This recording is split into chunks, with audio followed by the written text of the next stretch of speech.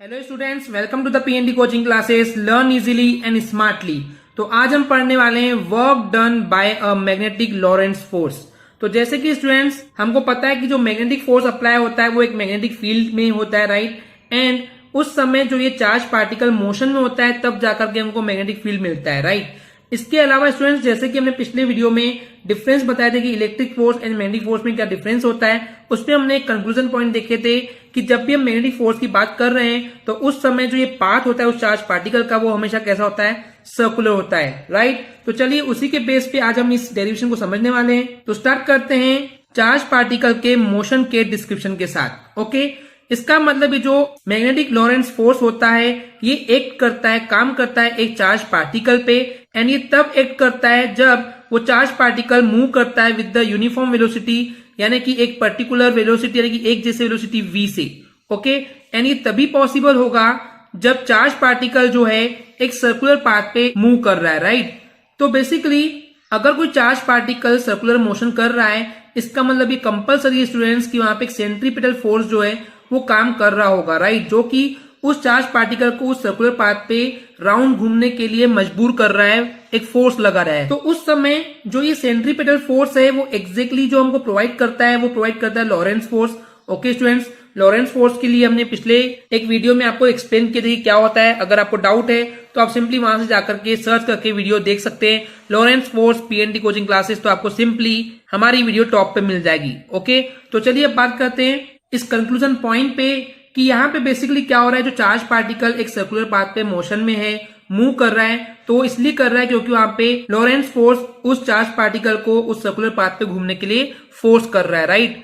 तो हम लेट कर रहे हैं यहाँ पे कि जो ये चार्ज पार्टिकल है उसका जो मास है वो स्मॉल m है, एंड जिस सर्कुलर पाथ पे वो मोशन में है उस सर्कल की जो रेडियस है वो स्मॉल r है। तो उस केस में जो ये लॉरेंस फोर्स है वही हमारा सेंट्रीपिटल फोर्स होगा, राइट। तो अब हम बात करते हैं लॉरेंस फोर्स का फॉर्मूला हमने देखे थे students, that was the QVB, right, and is equal to जो सेंट्रीपिटल फोर्स होता है वो होता है mv² अपॉन r। ये फॉर्मूले आपने क्लास 11 से पढ़ते हुए हैं, राइट। अगर आपको कंफ्यूजन होगा, अगर नहीं है यहाँ, तो आप सिंपली इसको लर्न कर लेंगे कि सेंट्रीपिटल फोर्स का फॉर्मूला होता है mv² upon r। Okay students, अब हमको इस सर्कुलर पाथ की रेडियस फाइंड करना है तो रेडियस को सब्जेक्ट बना लेंगे एंड QEB को इधर ट्रांसफर कर देंगे। तो एक v से एक v कैंसिल हो जाएगा तो हो जाएगा ये small r is equal to mv upon QB, right. अभी जो है मास एंड वेलोसिटी क्या होता है, बेसिकली ये होता है मोमेंटम ऑफ द पार्टिकल। तो सिंपली हम उसको रिप्रेजेंट करते हैं स्मॉल p से, तो जाएगा ये small r is equal to p upon QB, जहां पे ये जो p है बेसिकली वो है m इंटू v यानी कि मास इंटू वेलोसिटी, एंड इसको हम बोलते हैं मोमेंटम ऑफ द पार्टिकल, या फिर आप इसको linear momentum of the particle भी बोल सकते हैं। ओके, तो इसको हम सिंपली इक्वेशन नंबर 2 नाम दे देंगे।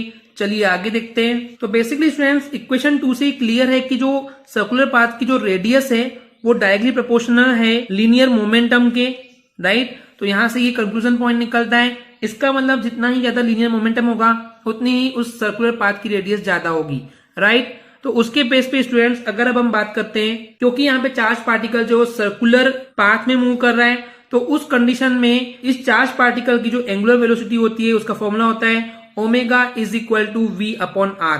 ओमेगा को हम बोलते हैं एंगुलर वेलोसिटी, v जो है वो है लीनियर वेलोसिटी, r जो है उस सर्कुलर पाथ की रेडियस है, राइट। अब यहाँ पे क्या है स्टूडेंट्स, v तो एज से रखेंगे हम, एंड यहाँ पे r की वैल्यू इक्वेशन 2 से उठाएंगे, इक्वेशन 2 या फिर इक्वेशन 1 से उठा सकते हैं, m into v upon QB लिखेंगे, राइट। तो यहाँ पे v से v कैंसिल हो जाएगा, QB ऊपर चले जाएगा, तो क्या हो जाएगा ये, that is omega is equal to QB upon small m। Okay, तो यहां से हमको एंगुलर वेलोसिटी मिल चुकी है। चलिए अब बात करते हैं हम फ्रीक्वेंसी की। तो ये होता है basically mu is equal to omega upon 2 ये फॉर्मूला होता है स्टूडेंट्स, ये भी आपने क्लास 11 में पढ़ के आए हैं। अगर भूल गए हैं तो इसको सिंपली लर्न कर लेंगे कि जो ये वैल्यू होती है फ्रीक्वेंसी की वो होती है ओमेगा अपॉन 2 ओके, अब यहाँ पे ओमेगा की वैल्यू हमको मिल चुकी है जो कि QB अपॉन स्मॉल m, तो हमको वहां से मिल जाएगा that is frequency mu is equal to QB upon 2 right. Value put up करने पे हमको सिंपली मिल जाएगा। अब हम बात करते हैं टाइम पीरियड की। तो जो टाइम पीरियड t होता है वो होता है रेसिप्रोकल ऑफ द फ्रीक्वेंसी, यानी कि t is equal to 1 upon frequency हो जाएगा। तो इसको हम रेसिप्रोकल कर देंगे तो हो जाएगा ये t is equal to 2 upon QB। Okay students, I hope इतना क्लियर हो गया होगा। तो इन तीनों ही फॉर्मूले से हम ये कंक्लूजन पॉइंट निकाल सकते हैं, क्लियर होता है स्टूडेंट्स, कि जो एंगुलर वेलोसिटी है या फिर फ्रीक्वेंसी है या जो ये टाइम पीरियड है, तो बेसिकली तीनों ही जो हमको वैल्यूज मिल रही है वो कभी भी वेलोसिटी पे एंड उस सर्कुलर पाथ की रेडियस पे डिपेंड नहीं करते, क्योंकि आपको फॉर्मूले में दिख ही रहा है कि कहीं पे भी v या स्मॉल r नहीं है। Okay students, so what I will say कि angular velocity, frequency and the time period कभी भी वेलोसिटी पे एंड उस सर्कुलर पाथ की रेडियस पे डिपेंड नहीं करते हैं। ओके, चलिए आगे देखते हैं। तो आप इस डायग्राम में देख पा रहे हैं, सपोज कीजिए यहाँ पे एक चार्ज पार्टिकल जो कि सर्कुलर पाथ पे मोशन कर रहा है। ओके, तो जो फ्रीक्वेंसी आपको दिख रही है एंड सिंपली जो वेलोसिटी है that is v, right students. So इस डायग्राम से क्लियर होता है स्टूडेंट्स की जो मैग्नेटिक फील्ड यहाँ पे रिप्रेजेंट किया गया है क्रॉस से रिप्रेजेंट किया गया है।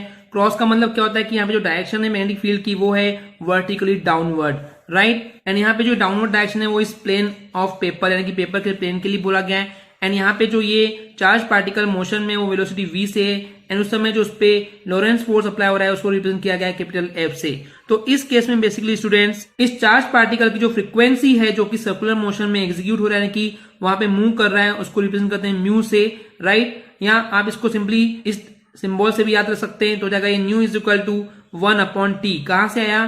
तो ये हो जाएगा frequency is equal to 1 time period, right. क्योंकि हमको पता है कि फ्रीक्वेंसी जो है वो रेसिप्रोकल होती है टाइम पीरियड के। तो यहां से हमको सिंपली इस फ्रीक्वेंसी की वैल्यू मिल जाएगी that is qb/2πm। Okay students, तो ये जो आपको फॉर्मूला मिला है ये फ्रीक्वेंसी का फॉर्मूला है। इसी को हम बोलते हैं साइक्लोट्रॉन फ्रीक्वेंसी, क्योंकि इसी फ्रीक्वेंसी की वजह से ये जो चार्ज पार्टिकल है वो सर्कुलर पाथ पे कंटिन्यूअसली मोशन में घूमते रहता है। ओके, इसलिए इसको बोला गया है साइक्लोट्रॉन फ्रीक्वेंसी। सो बेसिकली जो साइक्लोट्रॉन है वो इसी प्रिंसिपल पे काम करता है। ओके स्टूडेंट्स, आई होप आपको क्लियर हो गया होगा। अगर आपको हमारी वीडियो से कुछ भी सीखने मिला है, नॉलेज मिला, तो प्लीज हमारे चैनल को सब्सक्राइब कीजिए एंड वीडियो को लाइक जरूर करें। आज के लिए इतना ही, थैंक यू।